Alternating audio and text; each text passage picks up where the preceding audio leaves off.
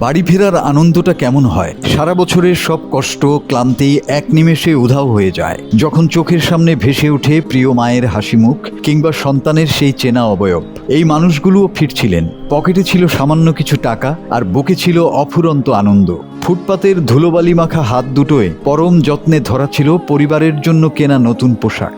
নিম্ন আয়ের এই শ্রমজীবী মানুষগুলো একটু সাশ্রয়ের জন্য বাস বা ট্রেন নয়, বাড়ি ফেরার জন্য বেছে নিয়েছিলেন রড বোঝাই ট্রাক। কিন্তু তারা জানতেন না লোহার রডের এই নির্মম বিছানাই হতে যাচ্ছে তাদের শেষ ঠিকানা।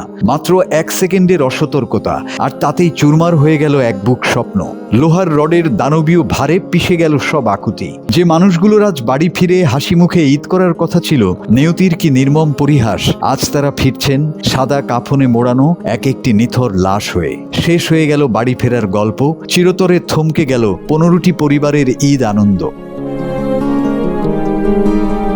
সোমবার ভোর 4:30 যখন ভোরের আলো ফুটছিল, ঠিক তখনই টাঙ্গাইলের কালীহাতিতে ঘটে যায় এই মর্মান্তিক ট্র্যাজেডি। প্রশাসনের চোখ রাঙানিকে বুড়ো আঙুল দেখিয়ে রড বোঝাই ট্রাকে উঠেছিল এই ভাগ্যহীন মানুষগুলো। প্রত্যক্ষদর্শীরা বলছেন, চালকের চোখে ভর করেছিল তীব্র ঘুম, আর সেই ঘুমের ঘোরেই নিয়ন্ত্রণ হারিয়ে দানবীয় ট্রাকটি উল্টে পড়ে খাদে।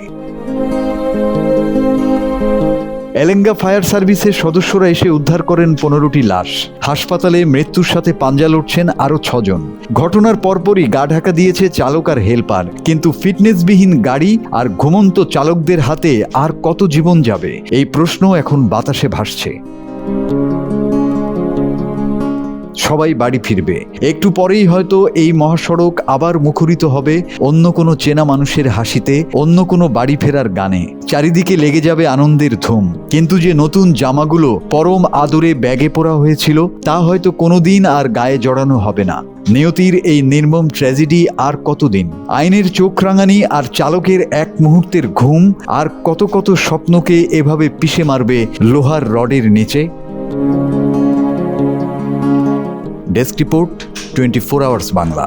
রডের উপরে ট্রিপল ছিল এবং ট্রিপলের উপরে হচ্ছে আপনার প্যাসেঞ্জারগুলো ছিল। গাড়িটা মূলত আসে হচ্ছে চিটাগং থেকে এবং উত্তরবঙ্গের দিকে যাচ্ছিল। যাওয়ার পথে আপনার এখানে আমরা ধারণা করছি প্রাথমিকভাবে যে হয়তো নিয়ন্ত্রণ হারিয়ে দুর্ঘটনাটা ঘটে। তো আমরা এখানে 16টা লাশ এখানে আমরা অলরেডি মর্গে পাঠিয়ে দিয়েছি এবং 6 জনকে আহত অবস্থায় তাদেরকে চিকিৎসার জন্য আমরা হসপিটালে পাঠিয়ে দিয়েছি।